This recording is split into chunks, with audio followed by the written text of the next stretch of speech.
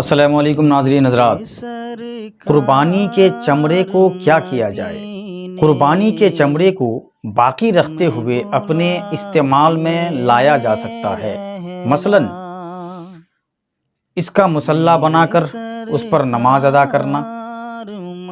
اسی طرح اس کو ایسی چیزوں سے بھی بدلا جا سکتا ہے جس کو باقی رکھتے ہوئے نفع حاصل کیا جا سکے، جیسے کتابیں وغیرہ۔ لیکن ایسی چیزوں سے بدلنا جائز نہیں ہوگا جس کو ہلاک کر کے نفع حاصل کیا جائے، جیسے کھانا وغیرہ ہوتا ہے۔ اور اگر چمڑے کو بیچ دیا تو اس کی قیمت کو صدقہ کرنا ضروری ہے۔